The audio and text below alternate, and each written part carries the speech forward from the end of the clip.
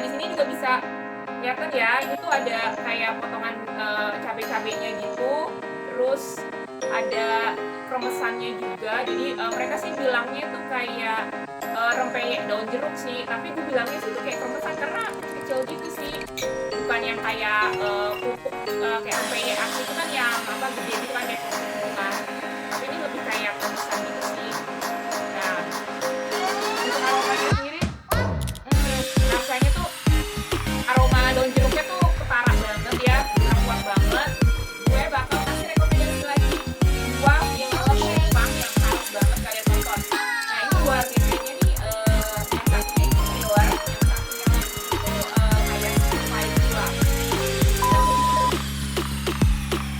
Hai hai, balik lagi nih di review makanan. Kali ini gue bakal review mie sedap ayam bakar limau. Jadi ini varian terbarunya mereka ngeluarin mie goreng rasa ayam bakar limau. Nah, sebenarnya sih untuk bumbu-bumbunya sama aja kayak mie goreng biasa, cuman yang spesialnya di sini ada rempeyek daun jeruk. Nah, mau tahu seperti apa? Langsung aja yuk kita masak.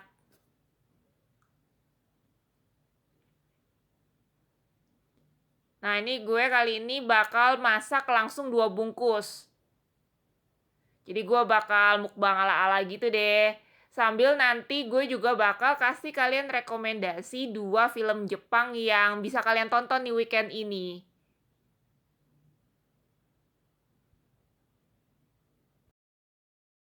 Nah, ini minyak udah mateng, terus gue mau pindahin ke piring dan kasih bumbu-bumbunya.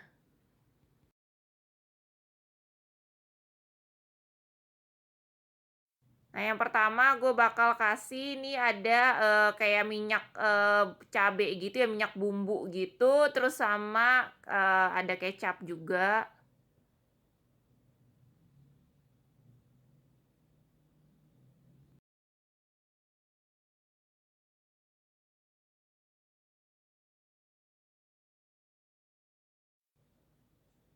Nah, setelah itu gue bakal masukin untuk saus sambelnya. Jadi mereka tuh sambelnya itu bukan cabai bubuk ya, tapi mereka pakai saus sambel kayak sambel botolan gitu. Ya sama sih sebenarnya kayak goreng instan lainnya kan juga gitu ya. Kebanyakan mereka sambelnya tuh pakai yang kayak saus sambel gitu. Nah, ini apa untuk bumbu keringnya.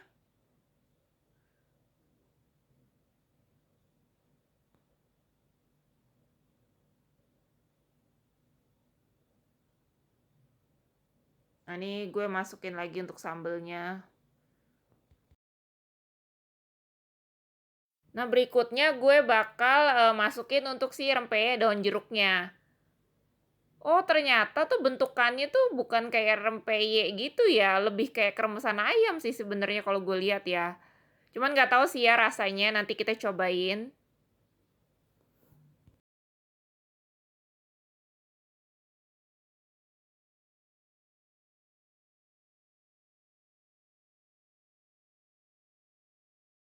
Nah, ini sekarang gue mau aduk-aduk. Nah, di sini juga kelihatan sih itu ada cabai-cabainya juga. Udah bikin ngiler sih, tapi nggak tahu ya rasanya. Langsung aja nanti kita cobain.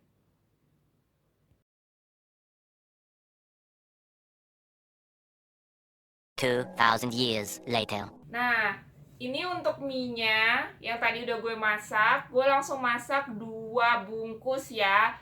Mie sedap yang ayam goreng daun jeruk ini.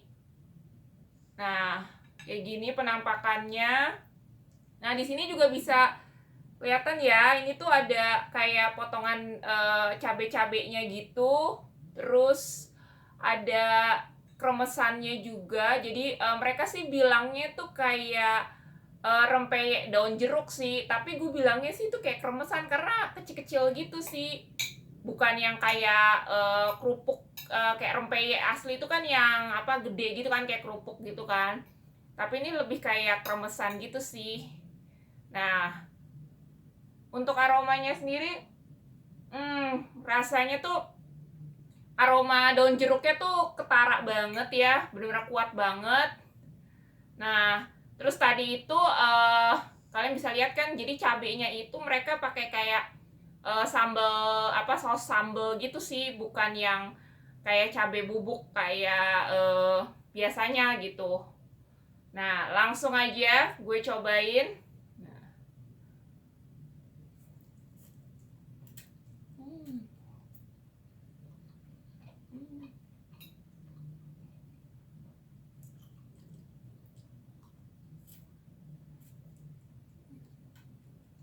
Hmm. Ternyata ya, gue pikir tuh bakal pedes. Ternyata nih pedesnya biasa aja sih, kayak pedesnya standar gitu.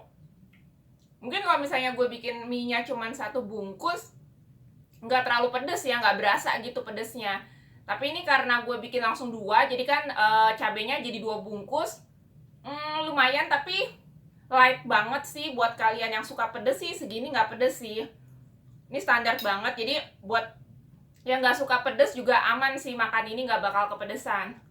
Nah, rasanya itu ternyata mirip kayak kalau kalian pernah makan mie bon cabe. Itu rasanya tuh mirip banget gitu. Cuman kalau mie bon cabe dia bedanya dia lebih pedes aja. Tapi aroma jeruknya tuh sama persis.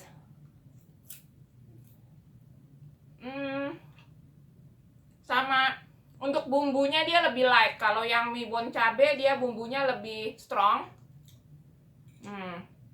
Ini gue mau cobain nih, mau ambil sama si rempeyeknya atau keremesannya nih.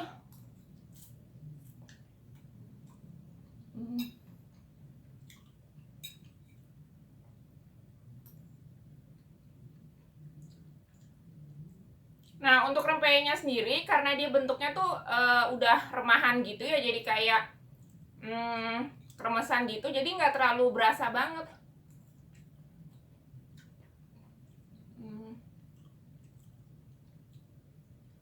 Iya, nggak berasa sih, nggak berasa kayak rempeyek, itu lebih kayak kremesan aja sih. Tapi so far oke lah. Untuk ratingnya sendiri gue bisa kasih di 7,5, lumayan enak.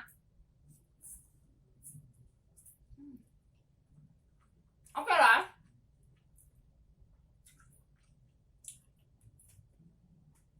Buat kalian yang penasaran langsung aja cobain ya.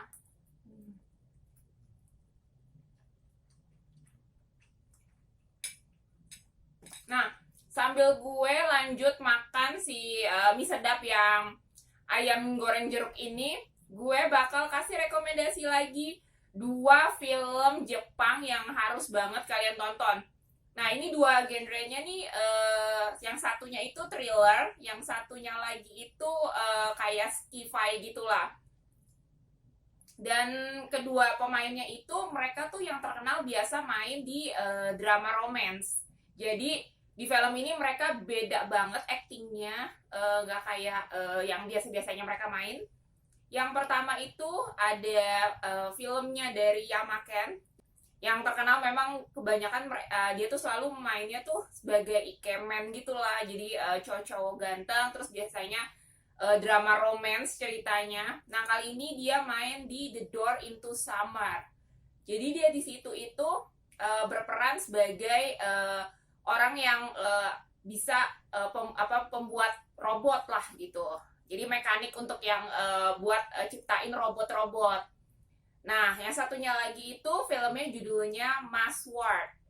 Nah, yang main itu adalah Kentaro Sakaguchi. Nah, dia sama tuh beberapa doramanya gue tonton itu ceritanya tentang drama komedi romantis gitulah. Nah, kali ini dia di sini main di genre thriller. Nah, gue bakal bahas yang pertama dulu nih, The Door into Summer. Ini filmnya tayangnya sebenarnya tahun lalu.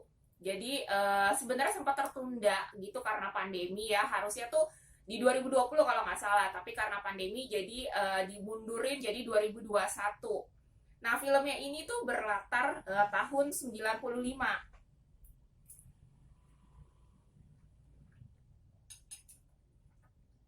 Jadi ceritanya nih si Yamaken itu dia kayak diadopsi gitulah karena orang tuanya meninggal, jadi dia diadopsi sama teman papanya yang memang mekanik untuk bikin robot. Nah, dari situlah akhirnya dia belajar, ibaratnya kayak dikenalin lah tentang dunia robot. terus bagaimana cara bikin robot dan segala macam. Akhirnya dia tertarik, dan pas udah besar dia jadi tim dari si teman papanya itu untuk bikin si robotnya itu. Nah, sampai suatu ketika dia tuh kayak ditipu gitulah sama perusahaannya yang menaungi dia nih, yang ibaratnya yang jadi dia bekerja buat perusahaan itu bikin robot, dan si perusahaan itu yang mengeluarkan license untuk si robotnya itu. Jadi dia tuh kayak ditipu gitu.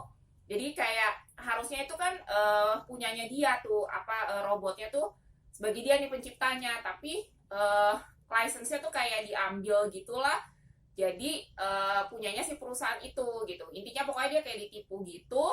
Terus diambil lah semua barang-barangnya, termasuk juga alat-alat untuk bikin si robotnya. Akhirnya karena dia frustasi, terus dia sempat ngeliat ada iklan kapsul tidur gitu. Nah, kapsul tidur itu adalah biasanya dipakai untuk orang-orang tuh yang kayak pengen lari lah dari kenyataan, dari masalah gitu, untuk tidur sementara gitu selama 30 tahun. Jadi nanti akan bangun 30 tahun kemudian gitu. Nah, terus dia kayak pengen lari dari masalahnya itu. Akhirnya dia memutuskan untuk kayaknya mendingan gue tidur aja deh gitu di kapsul tidur itu gitu, biar gue nggak pusing lagi nih dengan keadaan gue saat ini. Jadi gue bangun-bangun tuh udah di masa depan gitu kan. Nah, akhirnya akhirnya dia memilih untuk tidur di kapsul tidur itu kan gitu. Nah,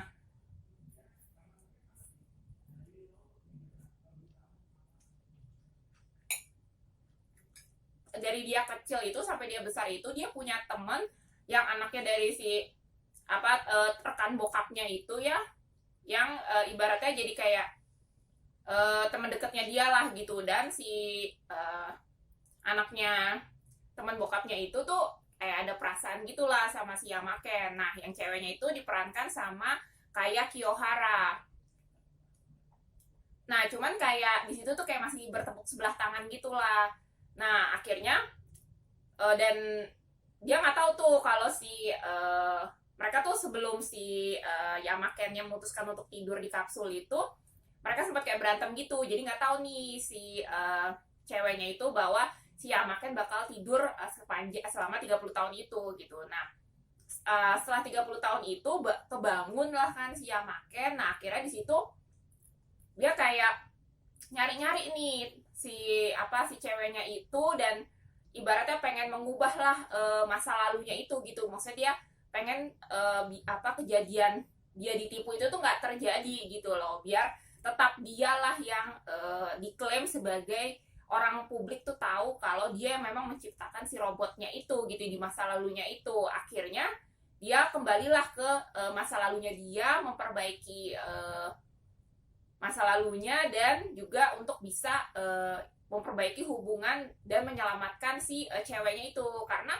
ceweknya itu tuh kalau dia nggak balik ke masa lalunya tuh akan mati gitu. Ceweknya itu diceritakannya tuh mati gitu. Nah, karena dia balik ke masa lalunya, jadi dia kayak berusaha juga untuk menyelamatkan si ceweknya biar nggak mati, dan memperbaiki nama baiknya lah gitu loh, masa lalunya dia itu gitu. Seru banget ceritanya, ini beda dari yang lain. Belum pernah ada filmnya Yamaken kayak gini ceritanya. Ini benar-benar menarik. Walaupun mungkin banyak orang bilang ceritanya ketebak gitu endingnya gitu kan. Dan kayak ya kok endingnya maksudnya agak ya happy ending sih gitu kan ceritanya, tapi kayak untuk ukuran film sci-fi itu kayak kurang lah gitu. Tapi menurut gue sih ini cukup menarik gitu. Buat kalian yang senang film sci-fi, ini boleh ditonton untuk rekomendasi kalian weekend ini. Dan apalagi buat kalian yang suka banget sama Yamaken, ini rekomen banget untuk ditonton. Actingnya juga dapet banget dengan dia yang sebagai orang yang, karena kan ceritanya dia hidup di tahun 95 kan, sedangkan usia aslinya pun nggak segitu gitu. Jadi kayak bener-bener mendalami banget sebagai orang, misalnya pendewasaannya tuh dapet. Terus dengan dia yang ibaratnya tuh agak nerd karena seneng banget dengan dunia robot, itu juga dapet. Pokoknya rekomen banget lah. Ratingnya gue bisa kasih di 8. Pokoknya tonton ya. Nah, oke. gue bakal lanjut makan lagi.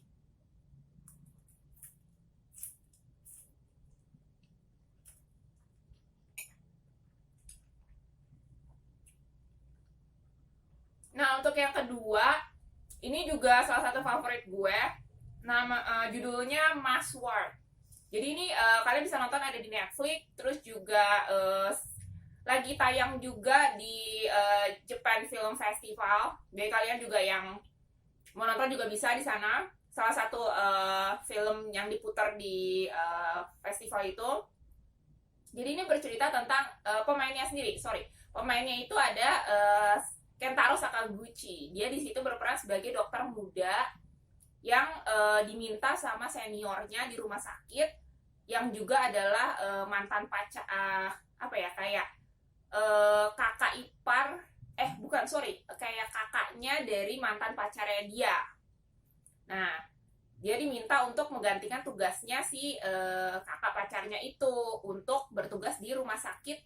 Kayak rumah sakit itu udah tua gitulah. Nah, karena waktu itu ada kerjaan, si kakak pacarnya itu akhirnya dia diminta gantiin tuh sementara untuk jaga malam. Nah, rumah sakit itu emang agak-agak creepy gitu sih. Dulunya tuh katanya tuh rumah sakit jiwa.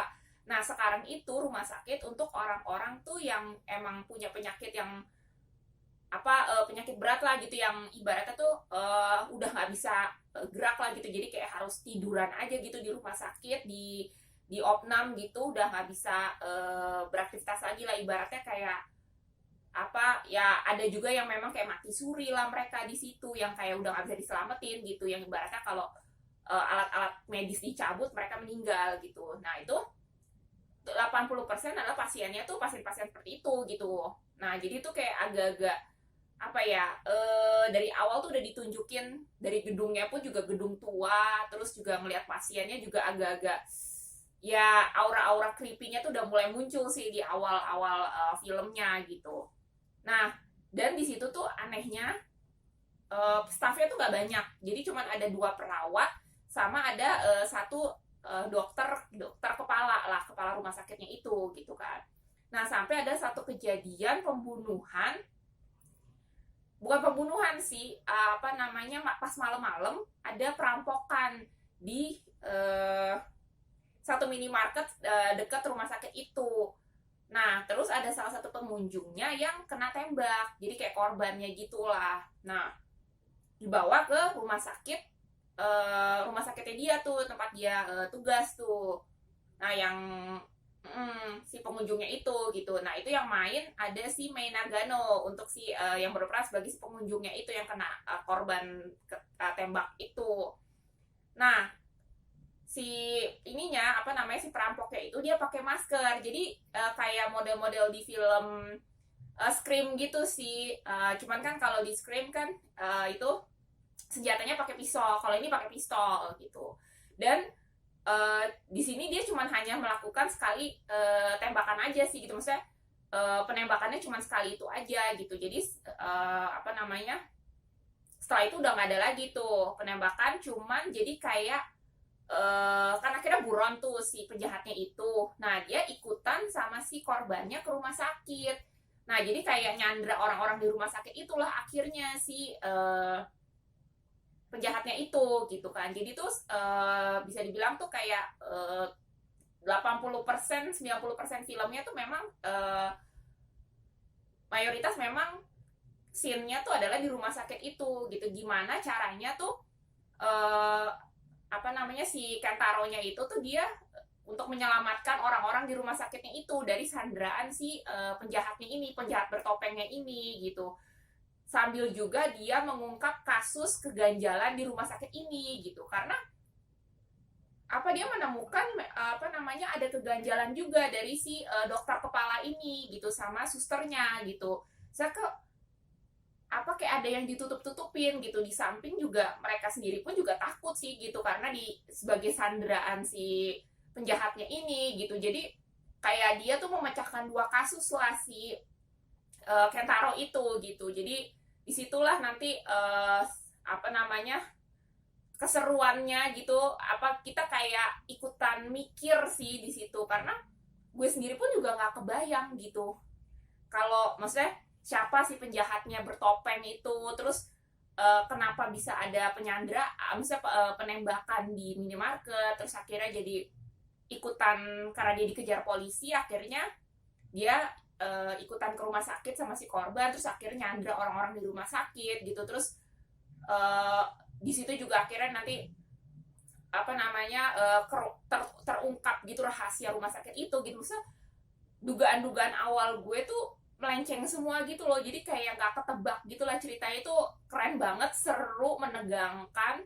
Buat kalian yang suka film-film thriller, ini harus banget ditonton. Dan itu benar-benar kayak ya nggak ketebak gitu sih, makanya serunya di situ gitu. Saya dalang dari itu semua ternyata tuh di endingnya gitu nggak nyangka banget, ternyata dia tuh selama ini. Dan satu unsur cerita dengan yang lainnya tuh kayak satu rahasia dengan yang lainnya tuh kayak saling berkaitan gitu loh. Ternyata seru banget, harus banget ditonton sih.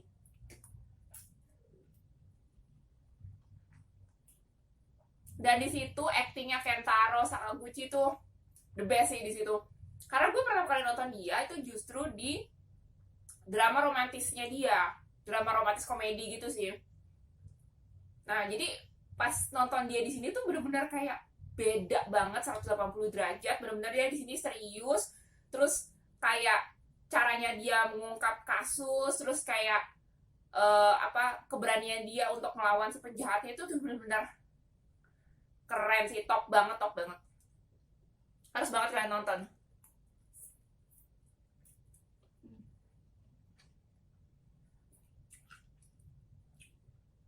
Nah malah ya nih mie-nya setelah dingin nggak berasa pedes sama sekali. Jadi buat kalian yang mau yang suka pedes, kayaknya mendingan harus tambahin cabai lagi sih, karena nggak berasa pedesnya.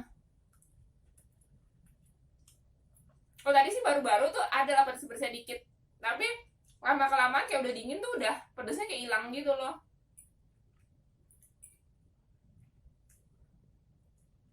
Untuk ratingnya sendiri gue bisa kasih 9.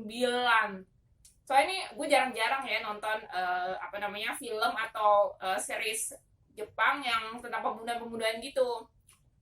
Dan ini salah satu rekomend sih. Karena sampai bisa masuk ke salah satu pilihan film untuk Japan Film Festival sih, itu udah gak diragukan lagi sih. Pasti itu udah keren sih. Oke, gue bakal lanjut untuk ngabisin mie ayam jeruk ini. Dan buat kalian semua yang udah nonton, thank you, terima kasih banyak. Dan jangan lupa ya nonton. Terus komen di bawah gimana menurut kalian film-film rekomendasi gue, atau kalau misalnya ada ada rekomendasi juga film-film lain yang bakal gue bahas, bisa kalian tulis di komen. Dan jangan lupa like, subscribe, dan juga share kalau kalian suka videonya. Dan sampai ketemu di next video. Bye-bye.